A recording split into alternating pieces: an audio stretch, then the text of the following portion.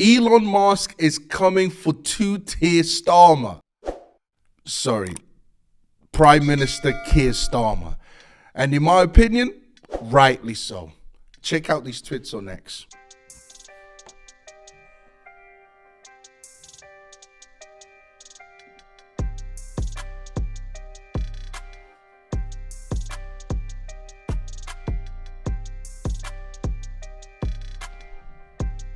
I only have one question.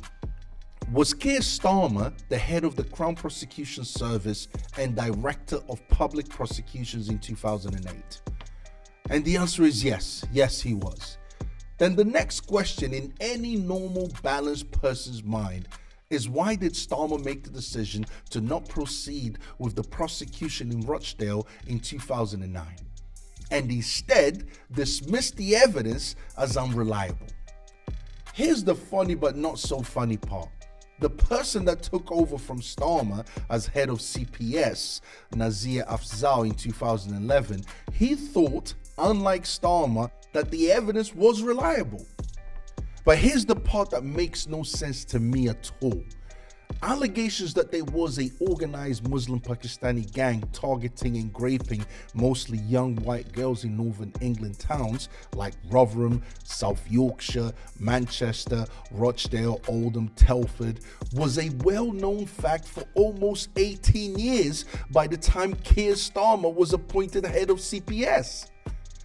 Evidence of abuse was first reported in the 1990s by care home workers. In 2012, the Times newspapers published reports from 200 documents detailing that the police and child protection agencies in Rotherham had extensive knowledge of these activities for a decade. A decade! This is the type of information that Kier Starmer would have been aware of and privy to. As a result, 9 men were convicted off of that. And again, in 2014, the J report was published. Professor Alexis J wrote a report exposing the sexual exploitation of children from 1997 till 2013. The report showed how 1,400 children were sexually exploited, to put it politely, by Muslim British Pakistani men.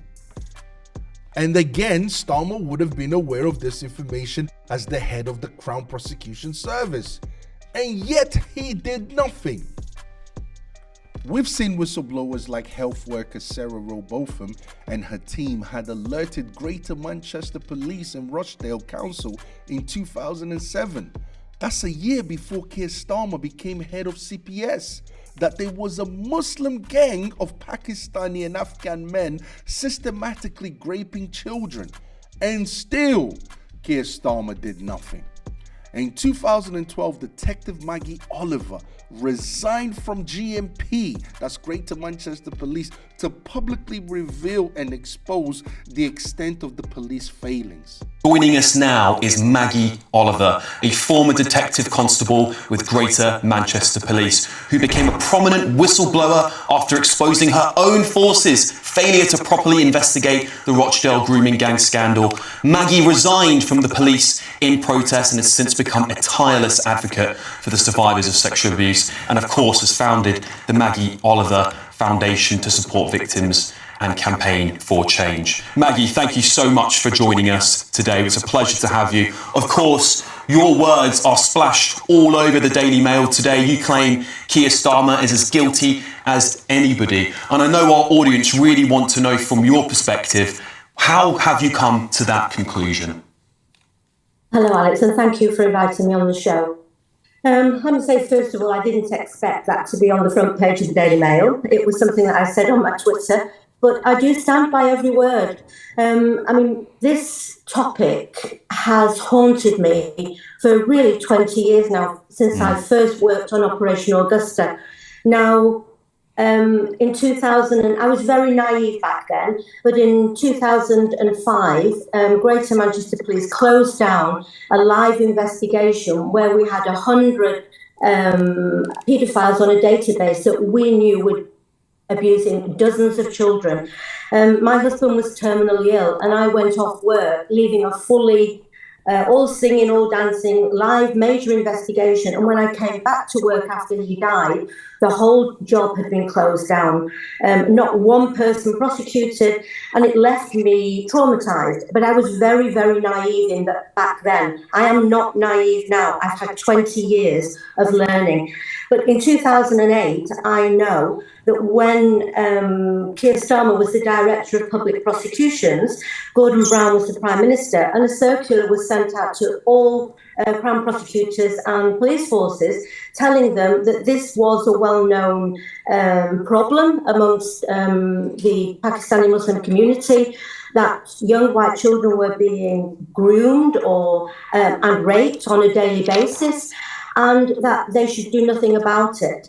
So if the and yet we're talking about 11, 12, 13-year-old white vulnerable children, often from difficult backgrounds, and the law in our country says you cannot have sex with a 12-year-old child. And if the Director of Public Prosecutions is instructing police forces and Crown prosecutors not to prosecute, I say there is no higher authority in the land. He should be leading by example. And we don't cherry pick which rapists we prosecute. You know, I don't care where an abuser comes from. It just so happens that this kind of abuse has landed on my doorstep. But I don't care if it's a priest in the church, if it's the Church of England, if it's Jeffrey Epstein, Harvey Weinstein. I honestly do not care who that abuser is. The law should be equal. So I now see the Prime Minister, Keir Starmer, saying that, you know, turning away again. I'm not saying he is the only one, Alex. We have had a whole army of public figures who have failed in their public duty to prosecute child abusers. And that is a fact. And I don't. But why has this well-known scandal resurfaced now in the way that it has? Well, because of Jess Phillips. Jess Phillips, the safeguarding minister, on the 2nd of January rejected calls for a government inquiry into the historic child abuse in Oldham. Given how famous this scandal is and how high profile it is, why would she not want a government inquiry on it? What is she so afraid of? Who knows, right? Who knows what she's so afraid of? But wait, Keir Starmer did have something to say about this. Here's what he said. Those that are spreading lies and misinformation as far and as wide as possible.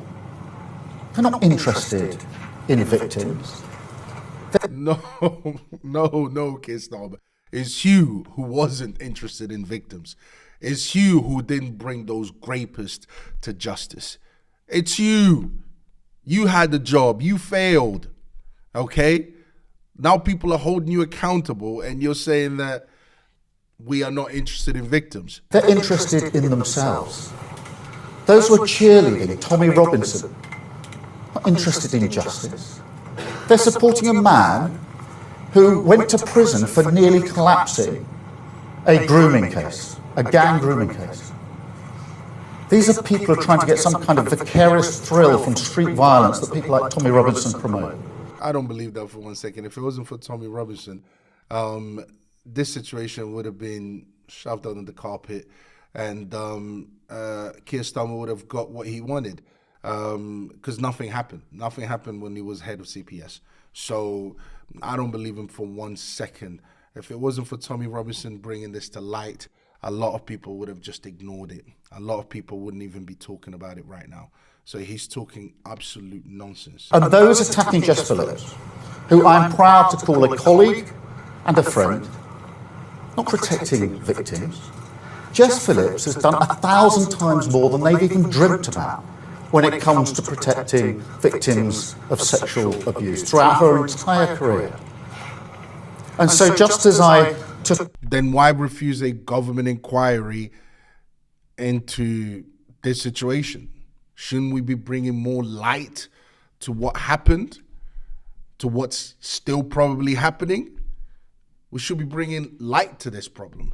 We should be addressing it. We should be making sure that this doesn't happen again. What's wrong with having a government inquiry? Why is a government inquiry an issue? Took on the criminal justice system and the institutions when I was Chief Prosecutor, I'm prepared to call out this for what it is. We've seen this playbook many times, whipping up of intimidation and threats of violence, hoping that the media will amplify it. Now, Jess Phillips does not need me or anybody else to speak on her behalf. But when the poison of the far right leads to serious threats to Jess Phillips and others, then in my book, a line has been crossed. Anyone who disagrees with this guy, with Keir Starmer, anyone who has a different view, anyone who wants to hold him accountable, he's a far right. He's just going to keep using far right for everything. This is crazy to me. Keir's entire contribution to bringing justice to this horrific case amounted to imprisoning 5 British Pakistani pedophiles after 20 years of reports that girls aged 11 to 16 were being abused by Muslim gangs. That's it. That's all. That's his contribution. And how does the Labour government reward the victims of this heinous, evil crime? They make Keir Starmer the Prime Minister. That's how they reward him, by making him the Prime Minister. So what's the solution? Bring Keir Starmer to justice. No one should be able to be above the law. If he indeed neglected thousands of children and left them to be sexually assaulted, then he has to be held accountable. Otherwise, what kind of message are we sending to future generations of young white girls? What kind of message are we sending about the justice system? What kind of message are we sending to men who believe they have the right to abuse non-Muslim girls? Anyways, guys, I hope you enjoyed the reaction. Don't forget to comment, like, and subscribe. And I'll see you guys next time, all right? Peace.